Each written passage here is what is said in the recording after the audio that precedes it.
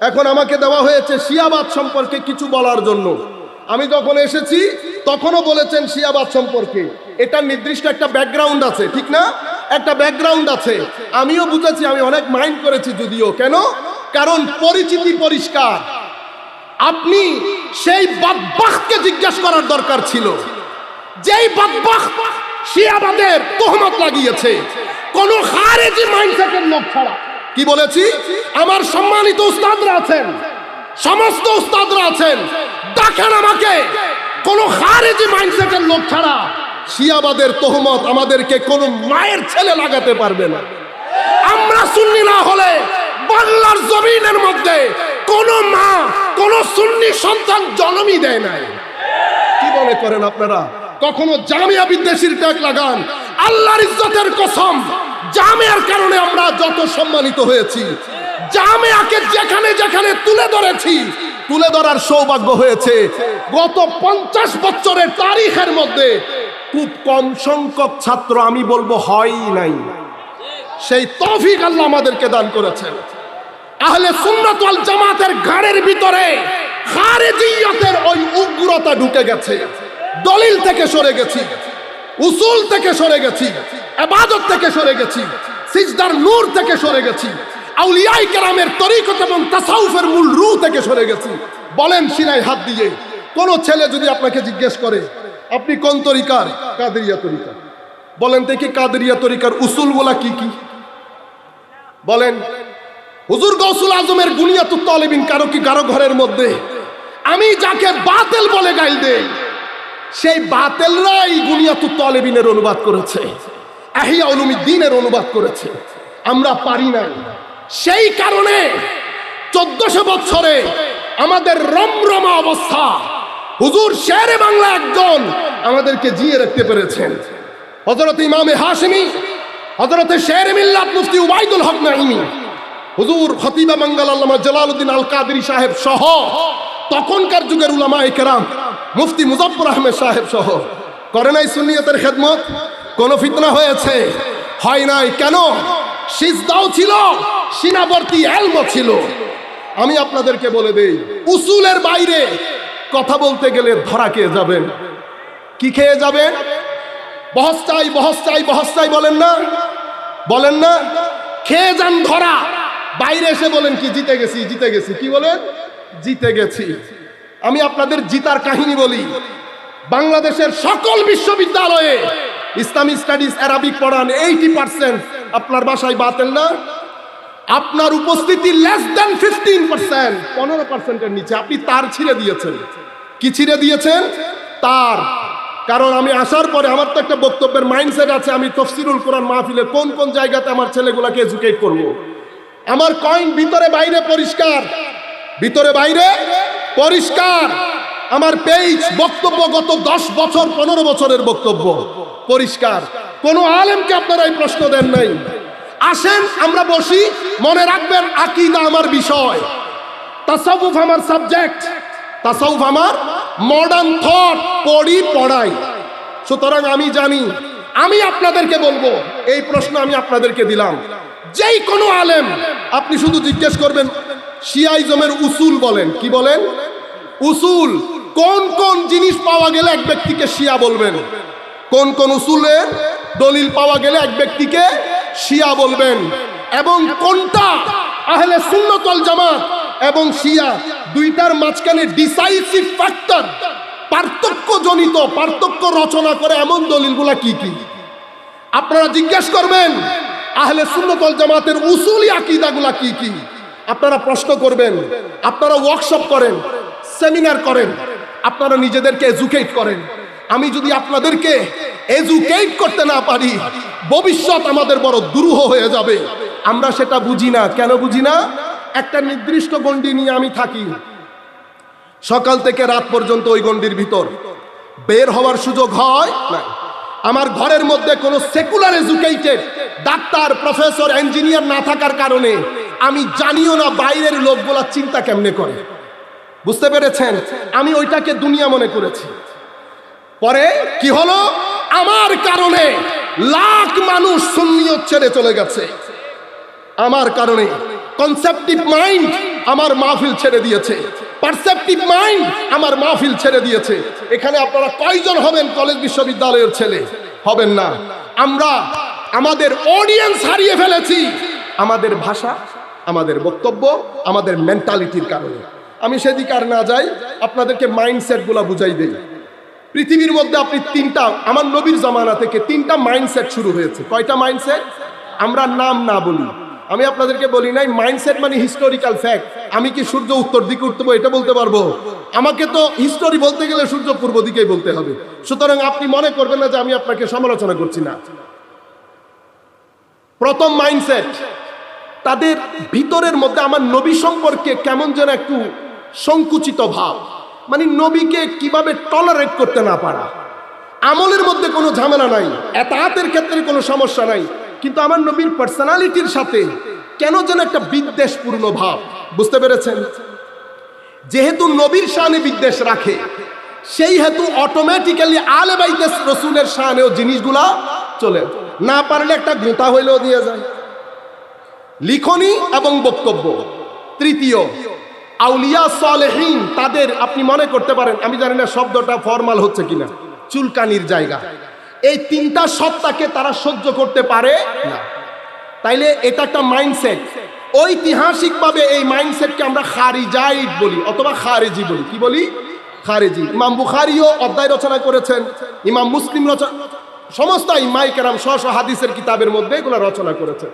Mindset আপনারা বুঝেছেন, এটা একটা মাইন্ডসেট। এই মাইন্ডসেটের ভিতরে আপনি দেখবেন কেমন যেন একটা আনকমফোর্টেবিলিটি আছে আমার নবীর শান ও মানের ক্ষেত্রে। তো এই মাইন্ডসেটের লোক যখন লিখে অথবা বক্তব্য দেয়, একটা জিনিস মিসিং থাকে। কি? আমার নবীর এশক এবং মহব্বত মিসিং থাকে। আলে বাইতে রাসূলের এশক মহব্বত মিসিং থাকবে, শুষ্ক, ড্রাই। আউলিয়া সালেহীন একটা কেমন যেন মিস করে যায়। এটা একটা মাইন্ডসেট। এই মাইন্ডসেটকে আমরা খারেজি মাইন্ডসেট বলি। ঐতিহাসিকভাবে পেয়েছেন একটা। উম্মতের মধ্যে আরেকটা মাইন্ডসেট হযরত আলী রাদিয়াল্লাহু তাআলা আনহুর জামানা থেকে শুরু হয়েছে। এটাকে আমরা শিয়া বলি। কি বলি? শিয়াবাদ। তাদের ঘটনা কোথায়?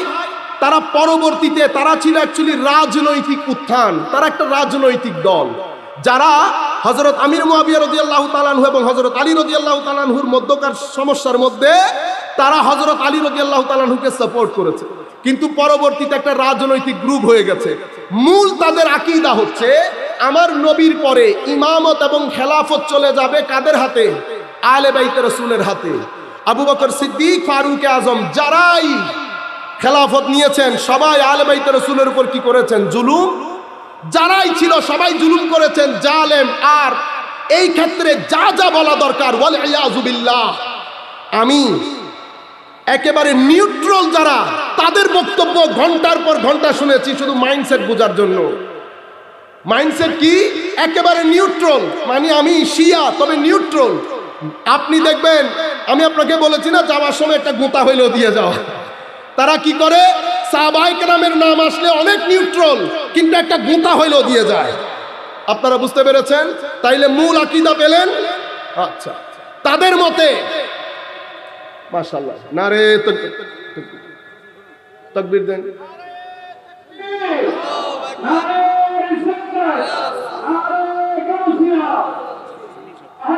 সুন্নাত ওয়াল জামাত, প্রধান অতিথির আগমন, আল্লামা কাজী মনিরুল আশরাফী হুজুরের আগমন, লাল গোলাপী স্বাগতম, মুজাহিদ হুজুরের আগমন। সম্মানিত উপস্থিতি, আপনারা বসে পড়ুন। আজকের এই তাফসীরের মাহফিলের দ্বিতীয় অধিবেশনের সম্মানিত প্রধান অতিথি আমাদের সকলের শ্রদ্ধাভাজন আহলে সুন্নাত ওয়াল জামাতের কেন্দ্রীয় চেয়ারম্যান শাইখুল হাদিস উস্তাদুল উলামা আল্লামা কাজী মুহাম্মদ মাইনুদ্দিন আশরাফী। আমরা শুরু করার আগে আজকের এই অনুষ্ঠানের প্রাণ, আমাদের সকলের শ্রদ্ধার সম্মানের, আমাদের সকলের মান্যবর চেয়ারম্যান হযরতুল আল্লামা আলহাজ মাওলানা মুহাদ্দিস মাইনুদ্দিন আশরাফী মুদাজ্জিলুল আলী হুজুরকে আমাদের সকলের পক্ষ থেকে ওয়েলকাম করছি। দোয়া করি মাওলাই করিম ওনার হায়াতের মধ্যে লক্ষ কোটি বরকত দান করুন। আমি আপনাদেরকে কি বোঝাতে চাচ্ছিলাম, এটা মূল কি বলে, পরবর্তীতে শুধু আহলে বাইতে রাসূল, বাইরে যাবে না। বাইরে গেলে যারাই করেছে কি করেছে, জুলুম করেছে। আহলে বাইতে রাসূল কারা? আহলে বাইতে রাসূল সবাই মাসুম। কি মাসুম? নাম্বার 2। নাম্বার 3, আমি এখন বিস্তারিত বলতে গেলে আলাদা একটা রাস্তায় চলে যাবে। নাম্বার 3, আপনি এই পরিস্থিতির ট্যাকল দেওয়ার জন্য 3 ক্ষেত্রে আমরা ওইটা নিয়ে আসি আগে, মানে এটা শরীয়তের একটা গুরুত্বপূর্ণ অধ্যায়। সুতরাং নবী করিম সাল্লাল্লাহু আলাইহি ওয়াসাল্লাম নিজের পরে কোন খলিফা হযরত আলীকে নিয়োগ দিয়ে যান নাই, এটা কখনো হতে পারে না। বরং গেছেন, এরা সবাই হাইড করেছে, জুলুম করেছে। এটা বুঝতে পেরেছেন? এখন মূল ডিসাইসিভ ফ্যাক্টর কোনটা? আমি এখন যেই কথাগুলো বলেছি আল মিলাল ওয়ান নেহাল, আমি যদি আগ থেকে জানতাম আমাকে এই বিষয় দেওয়া হয়েছে, আমি পুরো কিতাব শুনতে এসে মৌলিক কিতাবগুলা থেকে আপনাদেরকে পড়াতাম। আমি আপনাদেরকে আরো একটা কথা বলে দেই, আমাদের এখানে মৌলিক সমস্যা হয়ে গেছে, আমরা সব বিষয়ে কথা বলি। আমার ছাত্র ভাইদেরকে অনুরোধ করব, আপনারা আপনাদের স্পেশালাইজেশন ঠিক করেন। যদি আপনার স্পেশালাইজেশন তাফসীর হয়ে থাকে তো পরিপূর্ণ সময়টা তাফসীরের উপরে দেন। উলুমে তাফসীরের উপরে লেখা 1300-1400 বছরের কিতাবগুলোকে লিস্ট করেন, যতদূর সম্ভব কিতাবের সূচিপত্র হলো পড়েন। এখানে যদি এই আন্দাজে নিজেকে ইমপ্রুভ করতে পারেন, কনফিডেন্স চলে আসবে। আমাদের এখন কনফিডেন্স লস করেছি। উসুলুল ফিক বা ফিকহ যদি আমার সাবজেক্ট হয়, ওইটার উপর সময় দেন। সকল বিষয়ে কথা বলতে গিয়ে কোন বিষয়ের স্পেশালাইজেশন আমাদের হচ্ছে না। যাই হোক, তৃতীয় মাইন্ডসেট, এটাকে আমরা মুতাজিলি তথা বর্তমান যুগের সেকুলার মাইন্ডসেট মানি। আমরা শরীয়তের জ্ঞানকে নকল বলি। কি বলি? যেটা আল্লাহ আল্লাহ রাসূলের পক্ষ থেকে এসেছে। আর আমাদের ব্রেইনটাকে আমরা আকল বলি। কি বলি? তো মুতাজিলার কথা হচ্ছে আমার ব্রেইন যতটুকুন ধরবে ততটুকুন আমি নকলের সাথে সাথে যাব। যখন আমার ব্রেইন নকল বুঝতে অক্ষম হবে, তো নকল পিছনে থাকবে, আকল আগে থাকবে। আপনারা বুঝতে পেরেছেন? এটা 3টা মাইন্ডসেট। এক মাইন্ডসেটকে আমরা খারিজাইট মাইন্ডসেট বলি। আমি আবারও বলছি, সূর্য পূর্ব দিকে উদিত হয়, এটার মানে পশ্চিম দিকে কি করা না, ইনসাল্ট করা না। আমি একটা হিস্টোরিক্যাল ফ্যাক্ট বলছি আপনাদেরকে। দ্বিতীয়, আমি আপনাদেরকে বলেছি শিয়াইজম, এটা একটা মাইন্ডসেট। এই মাইন্ডসেটের মধ্যে সাহাবায়ে কেরামের নাম শুনলেই কেমন যেন মুছর মেরে ওঠে। বুঝতে পেরেছেন? প্রথম মাইন্ডসেটের মধ্যে, আমি আবারও বলি, এই মাইন্ডসেটের লোক সাহাবায়ে কেরামের কথা শুনলেই তারা কি করে, ইফ দিতে চায়। ইফ ইংলিশের মধ্যে ইফ, যদি, বাট, কিন্তু।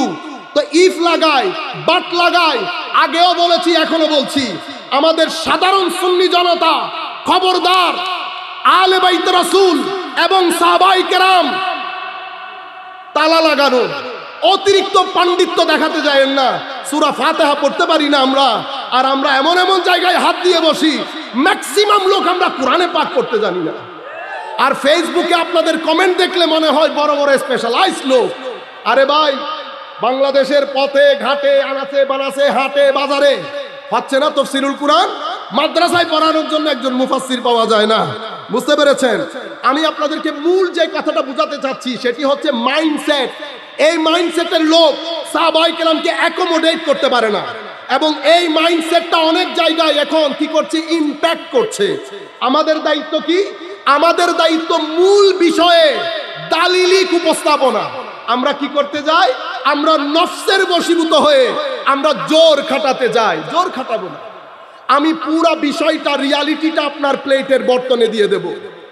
আমার কাজ আপনাকে বায়ান, দলিল, যুক্তি দিয়ে বুঝিয়ে দেওয়া এবং দোয়া করা আল্লাহর দরবারে, মাওলা যেন আপনাকে ফিরিয়ে আনেন। জোর জবরদস্তি করা যাবে। আমরা কি করি? টিপাইতে আমার দলের যারা আছে তারাও কি করে, আসসালামা বলে চলে যায়। কেন? আমি আর্ট অফ প্রেজেন্টেশনে আমি ভুল করে ফেলছি, বারবার ভুল করে ফেলছি। আর্ট অফ প্রেজেন্টেশনের মধ্যে আমরা কি করতে চাই? ফোর্স করতে চাই। ফোর্স করে কাজ হয় না। কি করতে হবে? জিতা, দিল জয় করা, কনভিন্স করা। খারিজিয়ত, এই মাইন্ডসেট কি? আপনি এশকে রাসূলের কথা বলবেন, গায়ে জ্বালা ধরবে। এশকে আহলে বাইতের কথা বলবেন, গায়ে জ্বালা ধরবে। আউলিয়া সালেহিনের কথা বলবেন, গায়ে জ্বালা ধরবে। বিভিন্ন নাম দেবে আপনাকে। এটা খারিজি মাইন্ডসেট। আর মুতাজিলি মাইন্ডসেট আমি আপনাদেরকে বলেছি ব্যাকওয়ার্ড। যুক্তির বাইরে কথা বললে ব্যাকওয়ার্ড, বুঝতে পেরেছেন? এরপরে এর মাঝখানে একটা দল, এখানে কেউ এফরাত করেছে, কেউ তাফরিদ করেছে। এফরাত করেছে, উম্মতের মধ্যে গুলু এবং বেদাত ঢুকেছে। তাফরিদ করেছে, উম্মতের মধ্যে ফিতনা ফাসাদ এবং বিয়াদবি হয়েছে, তানকিসে নবুওয়াত হয়েছে, তানকিসে শানে আলে বাইত হয়েছে, তানকিসে শানে সাহাবা হয়েছে, তানকিসে শানে আউলিয়া হয়েছে। তাফরিদের কারণে বিয়াদবির দরজা খুলেছে, এফরাতের কারণে গুলু এবং বেদাতের দরজা খুলেছে। মাঝখানে মুতাদিলিন আহলে সুন্নাত ওয়াল জামাত, তাদের কারণে উম্মতের 1300-1400 বছরের মধ্যে কখনো বেদাত ঢুকে নাই, কখনো বিয়াদবি ঢুকে নাই। কেন? তারা যাকে যেই থাকে রাখা দরকার তাকে সেই থাকেই রেখেছেন। আমাদের সমস্যা, এলম বিমুখ হয়ে গেছি। সবাই কাদেরিয়া তরিকার, হুজুর গৌসুল আজমের গুনিয়াতুত তালেবিন, যার যার সম্ভব কালকে আপনারা কালেক্ট করে ঘরে রাখবেন, পড়বেন, কিয়ামতের ময়দানে আটকে যাব। আর যদি আমাদের প্ল্যাটফর্মে এটার অনুবাদ না হয়ে থাকে, আপনারা আগামী কালকে টাকা পয়সা তুলে আপনারা কাউকে দিয়ে, আমাদের উলামায়ে কেরামের মধ্যে যারা শিক্ষিত উলামায়ে কেরাম, যাদেরকে আপনারা চিনেন না, দাওয়াত করেন না, ঈদের নামাজের ইমামতির মধ্যে এত ভালো কেরাত জানা সত্ত্বেও আপনারা আমাদেরকে ঠেলে দেন, তাদেরকে দেন না, বিয়াদবি হয়। আপনারা তাদেরকে দিয়ে এই কিতাবগুলো অনুবাদ করে বাজারে ছাড়েন, যাতে পরবর্তী প্রজন্মের কাছে আমরা লজ্জিত হতে না হয়। পরবর্তী প্রজন্ম, আমার ছেলে যদি আমাকে উঠে জিজ্ঞাসা করে, বাবা সারা জিন্দেগি কাদেরিয়া তরিকার কথা বললেন, আমার বাসার মধ্যে আপনার গৌসুল আজম আব্দুল কাদের জিলানীর বুনিয়াতুত তালেবিন নাই, সিররুল আসরার নাই, ফাতহুল গায়ব নাই, কোনো কিতাব নাই। একটা কিতাব অনুবাদ করতে পারতেন, আমি পড়তে পারতাম। মুখ আছে, মুখ আছে। আমি এই সচেতনতা, এই গণজাগরণ আপনার ভিতরে সৃষ্টি করতে চাচ্ছি। একটা বৈপ্লবিক পরিবর্তন যদি আমাদের ভিতরে না আসে, পরবর্তী প্রজন্মের কাছে, আপনারা যে অঞ্চলে থাকেন, আবারও বলছি, সেই অঞ্চলকে বাংলাদেশ মনে করবেন না। বাংলাদেশ বড় বড় বড় এরিয়া, এখানে অনেক মাইন্ডসেটের লোক আছে। এখানে খারেজি মাইন্ডসেট, শিয়ার মাইন্ডসেট, ওয়াহাবি মাইন্ড, আরো অনেক ধরনের মাইন্ডসেটের লোক, সেকুলার মাইন্ডসেট, এইটিজমের মাইন্ডসেট। আপনি আহলে হক, আলহামদুলিল্লাহ, আল্লাহর শুকরিয়া, যেহেতু আহলে হক হিসেবে আমার দায়িত্ব বেশি।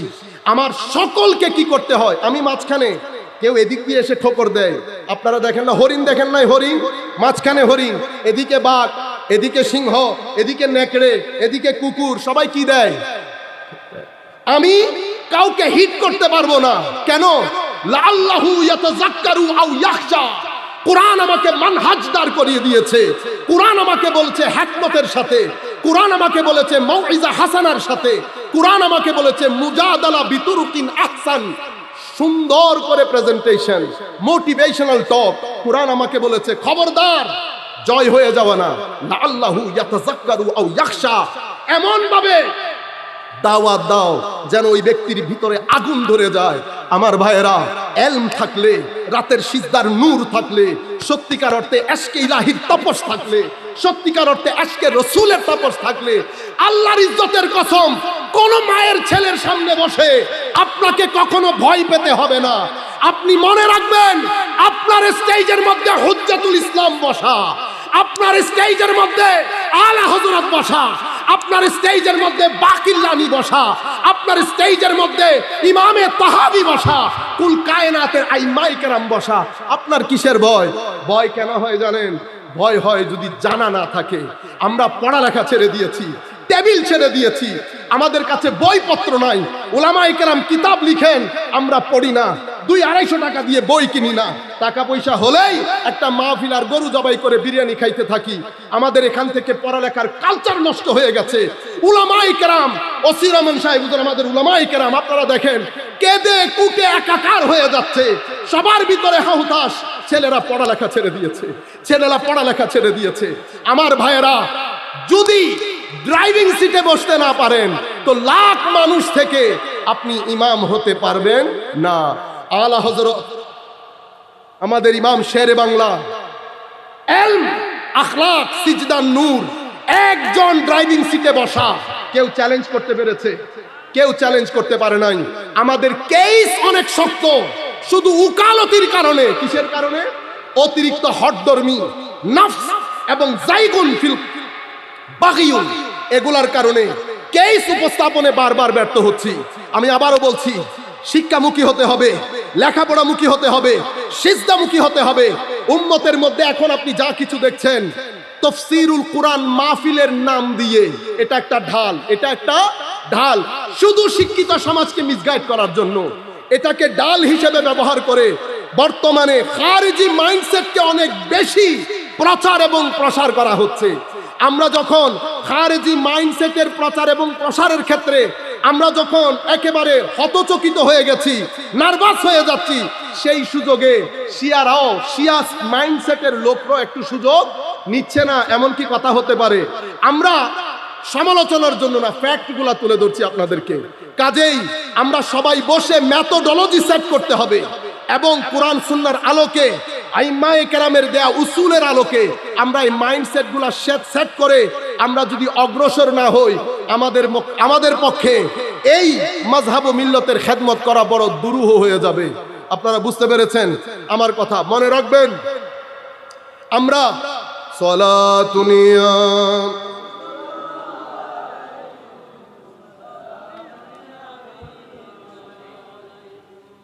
আমি আর 2 মিনিটের মধ্যে আরেকটা মূল কথা আপনাদেরকে বলি। বনি ইসরাইলকে আল্লাহ রাব্বুল আলামিন 7 পয়েন্টের একটা এজেন্ডা দিয়েছেন। একটা জাতির উত্থান, আরেকটা জাতির পতন। উত্থানেরও কিছু বৈশিষ্ট্য থাকে, পতনেরও কিছু বৈশিষ্ট্য থাকে। উত্থানেরও কিছু আলামত থাকে, পতনেরও কিছু আলামত থাকে।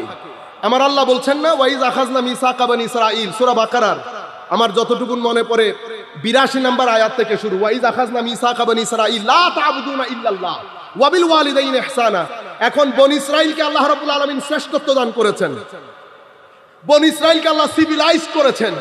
এখন সেই সিভিলাইজড বনি ইসরাইলের উত্থানের ইতিহাস আল্লাহ কোরআনে পাকের মধ্যে বলেছেন। কি? কোন জাতি সভ্য হওয়ার জন্য, কোন জাতির উত্থানের জন্য সবচেয়ে গুরুত্বপূর্ণ কি? নারায়ে তাকবীর, নারায়ে রিসালাত, নারায়ে গাউসিয়া। সম্মানিত উপস্থিতি, কোন জাতির উত্থানের জন্য সিভিলাইজ সোসাইটির বৈশিষ্ট্য বর্ণনা দিচ্ছেন। তো কি? ওয়াইজ আখাযনা মিসাকা বানি ইসরাঈল লা তা'বুদুনা ইল্লাল্লাহ। সিভিলাইজ সোসাইটির প্রথম বৈশিষ্ট্য লা তা'বুদুনা ইল্লাল, ইবাদত আল্লাহর, ইবাদত আল্লাহ। এরপরে ইহসান, তথা আমার সর্বোচ্চ শ্রদ্ধা এবং সম্মান মা বাবার, অসহায় গরিব মিসকিন যারা অধিকার বঞ্চিত লোক তাদের। কেন? নিজামে খুদাবন্দি পরিচালনার জন্য আমার আল্লাহ কাউকে বড় করেছেন, কাউকে ছোট করেছেন, কাউকে ধনী করেছেন, কাউকে গরিব করেছেন, কাউকে ডাক্তার করেছেন, কাউকে রুগী করেছেন। কেউ ডাক্তার, কেউ নার্স। নিজামে খুদাবন্দি পরিচালনার জন্য এটা করার প্রয়োজন ছিল, আমার আল্লাহ করেছেন। মেধা আমরা কোনো দোকান থেকে কিনে আনি নাই, এটা ডিভাইনলি ফিট করা। আমরা এটা ইউজ করে কেউ ডাক্তার হই, কেউ ইঞ্জিনিয়ার হই, এটাও নিজামে খুদাবন্দির জন্য। তো আমার আল্লাহ বলছেন যে এই মানুষগুলার সাথে, অধিকার বঞ্চিত মানুষের সাথে সৎ ব্যবহার সর্বোচ্চ সম্মান। ওয়াকুলু লিন্নাসি হুসনা, মানুষের সাথে সৎ ব্যবহার করা। দেখছেন বারবার কোরআন একটা জায়গার মধ্যে এসে স্টপ করে দিচ্ছে। সৎ ব্যবহার, ভালো ব্যবহার, শ্রদ্ধা, সম্মান, আল্লাহর ইবাদত। এরপরে একামতে সালাতের কথা এসেছে, নামাজকে কায়েম করা। নামাজকে যখন কায়েম করবেন তো নামাজের সাথে কিছু জিনিস একসাথে যাবে না। কি যাবে না? মুনকার যাবে না, আরেকটা জিনিস যাবে না ফাহশা, কোন ধরনের কাজ যেটা শ্লীলতার বাইরে, যেটাকে আমরা অশ্লীল বলি। মুনকার এমন কাজ যেটা সাধারণ সভ্য সমাজে গর্হিত মনে হয়, আল্লাহ এবং রাসূল নারাজ হয়, এমন কাজ আর সালাত একসাথে যেতে পারে না। যদি আপনি এটাকে মাইনাস করতে না পারেন তাইলে সালাত আদায় হবে, আপনার ব্যক্তি জীবনে সালাত কায়েম হবে। সালাত হারাম একসাথে যায় না। সালাত মিথ্যা, অহংকার, হিংসা, বিদ্বেষ, নফস, অশ্লীলতা সালাতের সাথে যায় না। তো সালাতের সাথে কি যায়? ভদ্রতা, নম্রতা, উদারতা, সহনশীলতা, বিনয়, তওবা, ইস্তেগফার, ধৈর্য, এগুলা সালাতের সাথে যায়, অপোজিট। এই জিনিস যখন আপনি করতে পারবেন তো আপনি একামতে সালাত, নামাজ কায়েম করতে পারলেন। যাকাত দেওয়া, এর পরবর্তীতে আমার আল্লাহ বলেছেন ওয়াইজ আখাযনা মিসাকাকুম লা তাসফিকুনা দিমাআকুম। আমার আল্লাহ বলেছেন তাদের কাছ থেকে আরো ওয়াদা নিয়েছি যেন রক্তপাত না করে। একটা সভ্য জাতি যদি গঠন করতে চান তো এটা হচ্ছে মূলনীতি। আপনি বলবেন এটা তো বনি ইসরাইলের জন্য বলেছে, মনে রাখবেন আমার নবী বলেছেন কুল্লু মা আতা আলা বনি ইসরাইল, বনি ইসরাইল যা যা কিছু ফেস করেছে, রাজনৈতিক, অর্থনৈতিক, সামাজিক, ব্যক্তিগত, সব কিছু আমার উম্মতের উপরও আসবে। হাসবান নাআলি বিন নাআল, দুই জুতা যেমন সমান, এভাবে সমানে সমান বনি ইসরাইলের সকল ঘটনা আমার উম্মতের উপর দিয়ে যাবে। সেই কারণে বনি ইসরাইল, এই যে আল্লাহ বনি ইসরাইলকে শ্রেষ্ঠত্ব দান করেছেন, শ্রেষ্ঠত্বের ভিত্তি এই জিনিসগুলা: আল্লাহর ইবাদত, মা বাবা, অধিকার বঞ্চিত মানুষের প্রতি সম্মান এবং সাধারণ জনতার প্রতি সৎ ব্যবহার, একামতে সালাত, যাকাত এবং রক্তপাত না করা, এই বিষয়গুলা সভ্যতার ভিত্তি। আমরা যদি জাতিকে সভ্যতার দিকে নিয়ে যেতে চাই, মনে রাখবেন ইবাদত এবং আমার নবীর মোহাব্বত আর এতাআত, এই দুই জিনিস ছাড়া আপনি একটা জাতিকে আপনি পাকা বিল্ডিং দিতে পারবেন, পাকা রাস্তাঘাট দিতে পারবেন, পাকা গাড়ি দিতে পারবেন, বিএম, মার্সিডিজ, বিএম অনেক কিছু দিতে পারবেন, আপনি একটা জাতিকে শৃঙ্খলা এবং শান্তি দিতে পারবেন না। আপনি যদি ধর্মের গ্রিপ লুজ করে ফেলেন, ধর্মের গ্রিপ যদি লুজ করে ফেলেন, এশকে রিসালাতের তাপস যদি আপনি কম করতে চান, খৌফে খুদাবন্দির তাপস যদি কম করতে চান, ব্যক্তি পর্যায়ে, পারিবারিক পর্যায়ে, সামাজিক পর্যায়ে, রাষ্ট্রীয় পর্যায়ে, তাইলে আমরা জাতি হিসেবে বিল্ডিং সুন্দর হয়ে যাবে, ভিতর সুন্দর হবে না। পৃথিবীর সবচেয়ে উন্নত জাতি পশ্চিমা জাতি, সবকিছু করে ধর্ম বাদ দেওয়ার কারণে আজকে সামাজিকভাবে যেতে যেতে নিচে যাওয়ার আর কোনো সুযোগ নাই। সমাজে কোনো শান্তি নাই, কারো দিলে কোনো শান্তি নাই, ডিপ্রেশনের শিকার পুরো সমাজ, কোনো শান্তি নাই। আমি আখেরি কথা বলে শেষ করে দিচ্ছি, আগে বলেছি কিনা জানি না। এক আমাদের এখান থেকে ব্রাহ্মণবাড়িয়া থেকে এক ভদ্রলোক ফোন দিয়েছেন, আলেম, তো আমাকে বলছে আপনাকে ভালো মনে করেছিলাম, আপনিও তো দেখি মাজার পূজারি, আমি আপনাকে ভালো মনে করেছিলাম, তো আপনি মৌলানা। আমি বলি আমি মৌলানা সাহেব না, আমি যদি আলেম হতাম তা আপনার এই কথা বরদাস্ত করতাম না, আমি একজন ছাত্র, অনেক ছোট ছাত্র, বলেন আপনি কি বলবেন। তো এই যে ঈদে মিলাদুন্নবী বলছেন, ঈদে মিলাদুন্নবী বলছেন, এটা আগে ওই কথা কি আগের যুগে ছিল না, পরের যুগে ছিল না। তো বলতে বলতে বলছে আমার নবীর মুজিজা, কি বলেছে? মুজিজা। তা আমি বলছি হুজুর এই যে মুজিজা বলছেন এটাও কিন্তু বেদাত হইছে, কারণ পবিত্র কোরআনের মধ্যে মুজিজার সমার্থক শব্দ 4টা শব্দ ব্যবহার হয়েছে, কোন জায়গায় আল্লাহ বলেন নাই মুজিজা, আমার নবীও বলেন নাই মুজিজা, এটাই তো আপনি বেদাত করেছেন, স্ববিরোধী হয়ে গেছে। যাই হোক, তো ঈদে মিলাদুন নবীর দলিল বলছি, এত দলিল টলিল দিতে এখন সময় নাই। আমি আপনাকে একটা কথা বলি, ডিপ্রেশনের কথা। আমি যেই দেশে থাকি সেই দেশে গভর্নমেন্ট বছরে কোটি কোটি টাকা খরচ করে ছেলেদেরকে ডিপ্রেশন থেকে বাঁচানোর জন্য। কি থেকে? ডিপ্রেশন থেকে। ডিপ্রেশনের বাংলা ওয়ার্ডটা মনে আসতেছেন আপনাদের, কালো থাকলে আমাকে বলবেন। হতাশা। ধন্যবাদ। এই হতাশা থেকে বাঁচানোর জন্য ছেলেরা হতাশ, ও ভাই লাম্বাগিনি, বিএম, মার্সিডিজ, আউডি, ঘরের সামনে একটা দুইটা না, তিনটা। ঘরের মধ্যে এমন কোন নতুনত্ব এবং এমন কোন ফার্নিচার নাই যেটা নাই। এত কিছু থাকার পরে ছেলেরা হতাশ। আর আমার আফ্রিকান জঙ্গলে থাকা মুসলমান পেটে ভাত নাই, হতাশ হয়েছে, আত্মহত্যা করছে হতাশার কারণে। আমাদের এখানে এত দুর্গতি, হতাশা আসে নাই। এখন ছেলেদেরকে হতাশা পেয়ে বসছে, কারণ ছেলেরা অতিমাত্রা স্মার্ট হতে গিয়ে দিন ছেড়ে দিচ্ছে। সবুজ গম্বুজকে পিছনে দেবেন। কাকে? সবুজ গম্বুজকে পিছনে দেবেন, আর পৃথিবীর মধ্যে আপনি শান্তি খুঁজে বেড়াবেন। মহালাস, এটা অসম্ভব। সবুজ গম্বুজ পৃথিবীতে আসার পর থেকে সবুজ গম্বুজকে পিছনে দিয়ে পৃথিবীতে আপনি শান্তির সমাজ প্রতিষ্ঠা করতে পারবেন না। হতাশা। এখন আমাদের ওখানে হতাশার জন্য সরকার কোটি কোটি টাকা খরচ করে। এরপর আমি ওনাকে বললাম, আপনি মনে রাখেন লাভ কি? জিজ্ঞেস করলেন না? আল্লাহ, বর্তমানে আমাদের দেশে হতাশা বেড়ে যাচ্ছে। আপনি যদি অন্যান্য লাভ না দেখেন, শুধু টাকার লাভ দেখেন। কিসের লাভ? টাকার লাভ। তো ঈদে মিলাদুন নবী এবং রবিউস সানিকে ঘিরে আমাদের উম্মতের একটা বিশাল অংশ বাংলাদেশের 2 মাস রাত দিন ব্যস্ত থাকে ঈদে মিলাদুন নবী নিয়ে। আমি বলি বাংলাদেশে হতাশা আসলেও এই 2 মাস বাংলাদেশে হতাশা আসবে। আপনি যদি শুধু টাকা দেখেন তো সরকারের 100 কোটি টাকা বেঁচে যাবে 1 বছরের ঈদে মিলাদুন নবী দিয়ে। আপনি বাকি লাভ বাদ দেন, এবং আপনি যদি চান আমাকে চ্যালেঞ্জ করতে এই পয়েন্টের উপর, আমি গ্রহণ করব। আপনি যে কোনো জায়গায় বলতে পারেন। আমি হাসতে হাসতে কথা বলে দিয়েছি নিশ্চয়ই, কিন্তু আমি উপর থেকে বলি নাই। এটার পেছনে একটা গবেষণা আছে, এটার পেছনে একটা, আমাদের নাহু সরফ না আসলেও গবেষণা বুঝি, গবেষণা কেমনে করে, বুঝতে পেরেছেন? বুঝতে পেরেছেন? গবেষণা একটা আর্ট, এটার উপর লেখাপড়া আছে। আপনারা বলেন না নাহু সরফ বুঝে না, নাহু সরফ বুঝি না সেটা ঠিক, কিন্তু কিছু জিনিস বুঝি। আল্লাহ রাব্বুল আলামিনের দরবারে দোয়া করবেন মওলাই করিম যেন আমাদের বুঝ দান করেন। এবং আপনাদেরকে বলবো, যা কিছু আছে সিনিয়র উলামায়ে কেরাম এখনো বেঁচে আছেন, আপনারা মাঠ পর্যায়ে সবাই একসাথে কাজ করবেন, সবাই একসাথে। আপনি কনভিন্স করেন, আপনি কনভিন্স করেন, আর আল্লাহর ওয়াস্তে কিতাবমুখী হন, পড়েন।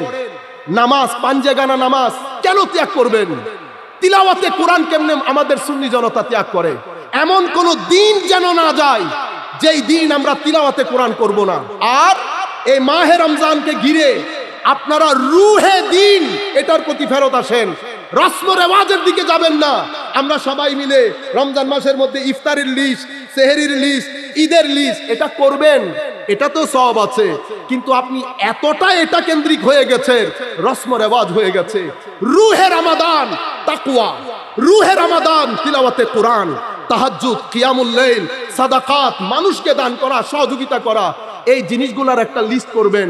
ছেলেদেরকে নিয়ে তাহাজ্জুদ কখন পড়বো, কোন কোন কিতাব পড়ে ফেলবো। আপনারা কালকে গিয়ে লাইব্রেরি থেকে কিতাব সংগ্রহ করে 3-4টা কিতাব, মৌলিক কিতাব, সেগুলা পড়া শুরু করেন। কানজুল ঈমান আছে, আপনারা অনুবাদ সহ কোরআনে পাক পড়েন। তাহলে যদি নিজেকে শিক্ষিত করতে পারেন, যদি নামাজমুখী হতে পারেন, তিলাওয়াতে কোরআনমুখী হতে পারেন, শিখেন, জানেন, অতঃপর প্রচার করেন। জানার আগে, আমল করার আগে যদি প্রচার করতে যান, আপনি নিষ্ঠার চেয়ে অনিষ্ট বেশি করে ফেলবেন, উপকারের চেয়ে অপকার বেশি করে ফেলবেন।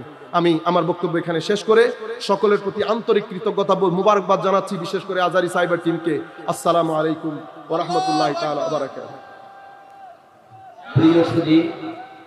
প্রিয় সুধী, আমাদের মাঝে মাওলানা ওয়ালিউল্লাহ আশিকি ঢাকা থেকে